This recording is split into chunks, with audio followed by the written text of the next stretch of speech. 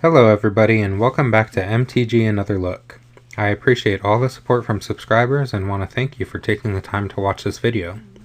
Today I want to talk about some of the new cards from the Outlaws at Thunder Junction Commander decks. Specifically, I want to talk about some very interesting new cards that are not legendary creatures. This set of decks has several very playable cards that I think have the possibility to become staples or staple adjacent. Alright, let's get into it. First is Thunderclap Drake. For 1 and a blue, you get a 2/1 flyer that makes instants and sorceries cost 1 less. You can also pay 3 to sack it, and copy your next instant or sorcery as many times as you've casted your commander. Well, this is an excellent card. This seems like a power crept Goblin Electromancer, which is an extremely played card.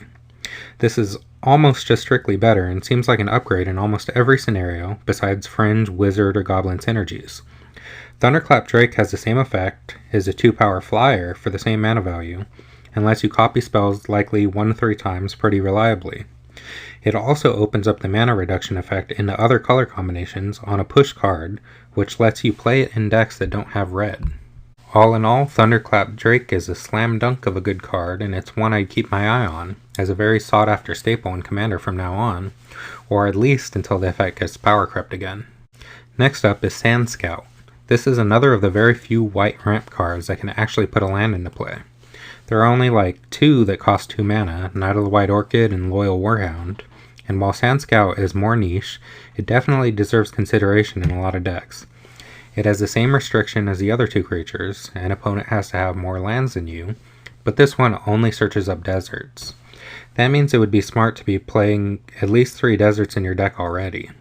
It fits in a deck that's built around deserts, but you're going to have a little hoop to jump through for decks not built around that theme. Fortunately, Scavenger Grounds is not only the best desert, but also an extremely useful land that I think should be included in a majority of non-black decks, since black offers Bojuka Bog, and it should go in a lot of decks with black in it too. The Graveyard Hate effect is so necessary to have some number of in your decks, so you don't just fold the graveyard strategies. So as for desert synergies, Scavenger Grounds is easy to include without trouble in a majority of decks. And after that is when we fall off a cliff in terms of desert playability. The cycle of mana fixing deserts is a little questionable, being essentially desert guild gates that ping an opponent for 1 damage. These can be used, but they're not very strong, especially in decks not built around the desert theme.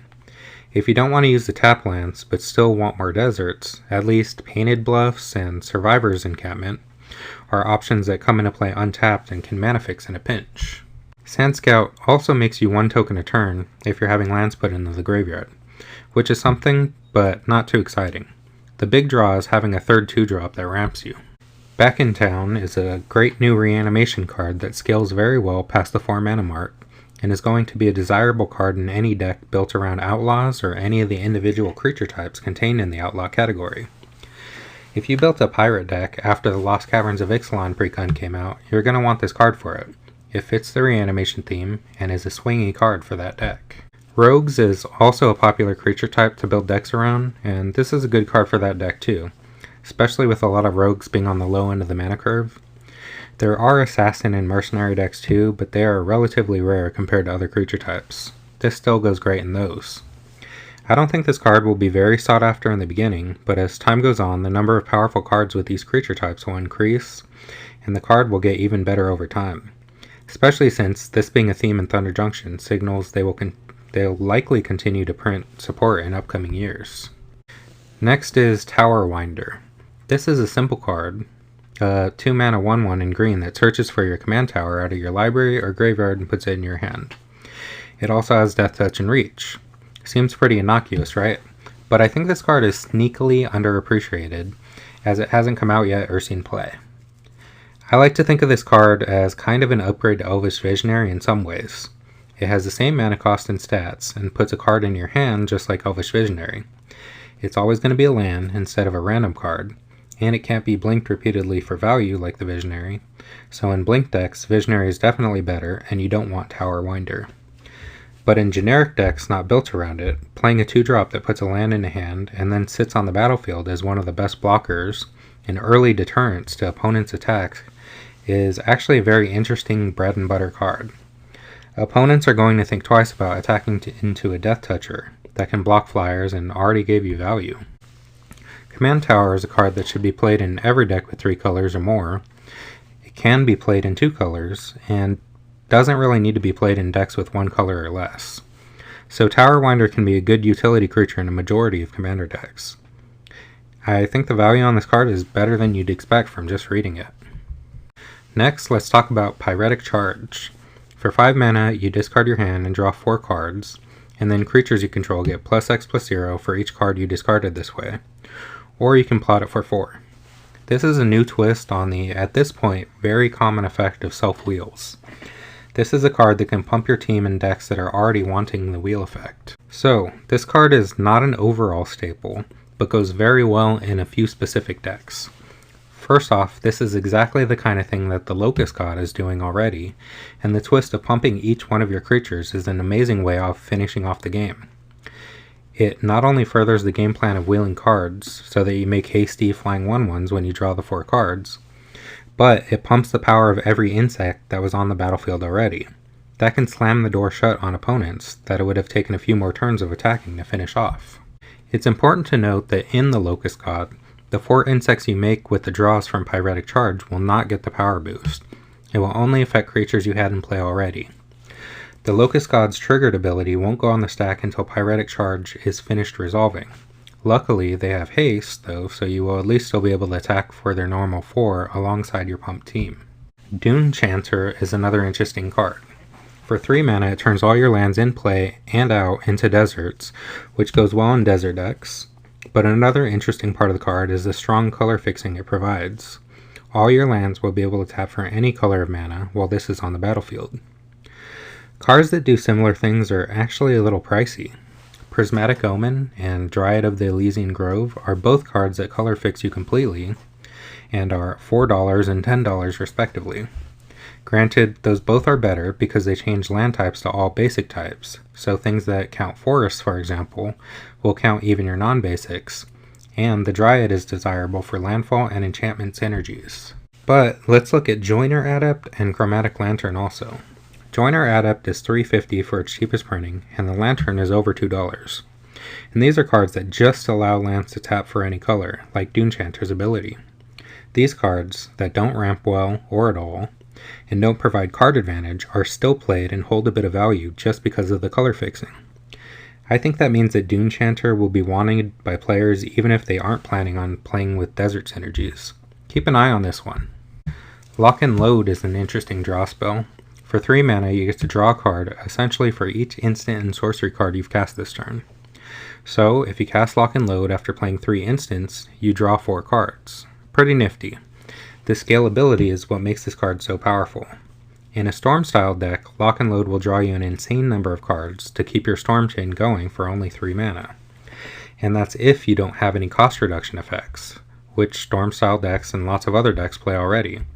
This can cost as little as 1 blue and draw way more than an Ancestral Recall in a, say, Mizzix of the Asmagnus deck.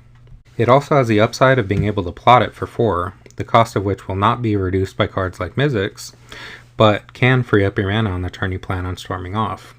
Even if you're just playing a Spellslinger deck that doesn't want to storm, it'll play well alongside the Spell Copiers, Mana Reduction, and can still draw you 3+ cards without much hassle at all. This card has a whole lot of potential. Crackling Spellslinger is another nuts card. For 5 mana and as an instant, you can turn any instant or sorcery spell into a storm payoff. Just like Thousand Year Storm, it can make spells that have no business having storm into a massive headache for opponents.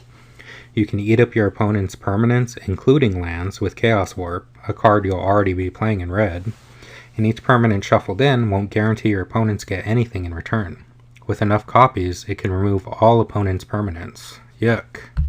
You can turn any instant or sorcery into a win condition, whether it's a Cruel Ultimatum to leave your opponents with no cards, no life, and no creatures, or even something as simple as exiling every card in each opponent's deck, with an effect like Outrageous Robbery. A funny interaction is giving your next spell Storm when it already has Storm. A Tendrils of Agony that would be copied 10 times would get copied an additional 10 times, as a Storm ability should stack in the same way Cascade does. The weird plays that this card makes possible in game are boundless and can't be predicted just from looking at cards. You're going to find new interactions from playing the card you wouldn't expect. This card is very powerful, and I think a lot of people will have fun playing with it. Next is Savvy Trader. It's sort of a 4-mana Eternal Witness if you think about it. Eternal Witness is still an amazing card that can create loops easily, and this card does all those same things. It gets a card back from your graveyard that you can cast again, but keeps it safe in exile until you want to cast it. And it even gives you a discount on the spell it lets you recast. That's pretty playable as just another copy of Eternal Witness for decks that want it, but it also provides that mana discount to any other spell you cast from anywhere other than your hand. That means flashback spells or cards you cast off an Impulse Draw all get the discount. But most relevantly, it gives a discount on your commander every time you cast it from the command zone. That's not bad. Savvy Trader has a lot of side benefits that Eternal Witness and its clones don't. I think it's worth keeping an eye on and considering it for decks, even if it's not a play from exile themed deck or something like that. Last up is one of the bread and butter cards I'm most excited about. It's Embrace the Unknown. This is a card I want like 4 copies of. For 3 mana, you get to Impulse Draw 2 cards, and it has Retrace. And it's the good kind of Impulse Draw that lets you play the cards until the end of your next turn. What's so great about this card, you may ask? It may not seem that interesting or powerful to you, but this is a card that I think will deserve to see a lot of play in red decks. Not just in the typical Prosper Tomebound style of play from exile decks, but in Spellslinger decks, lots of mono red decks just for value, or a few different kinds of 2-color decks that are hard up for card advantage. Red is supposed to be the second best Spellslinger color, but if you try to build a mono-red Spellslinger deck that doesn't storm off, like I have, you're going to have a whole lot of trouble maintaining card advantage. Red doesn't have a lot of draw spells. Almost all of it is Impulse Draw. It has Jessica's Will, which is an extremely powerful card and does give you access to card advantage as well. But beyond that, maybe the 2 best cards for generic card access on instants and sorceries are Ren's Resolve and Reckless Impulse. Both are amazing, and you should play alongside Embrace the Unknown, but something that often happens is you play these cards, try to play the cards you exiled, and then you're back at square one, really needing access to more cards. That's what's so great about Embrace the Unknown. It has Retrace. You can recast it from the graveyard anytime you need card advantage. It'll always be there when you need it, and in Spellslinger decks, it's an instant or sorcery that you always have access to trigger your Gutter Snipe or Young Pyromancer. I think this card will play a lot better than it looks, and fill a hole in Red's card advantage suite that it's had for a long time. Well, that's it for today. I want to thank everybody for sticking it out until the end and to look at these Thunder Junction spoilers. What do you think about these cards? Did talking about them make you think any are better than they seem just from reading them? If you have any interesting synergies you want to share or want to talk about the cards, leave a comment below. Subscribe if you want to see more content like this, and if you want to see more card evaluation videos, I have several more for you to look at. Thanks again for your time, and I hope you have a great rest of your day. See you next time.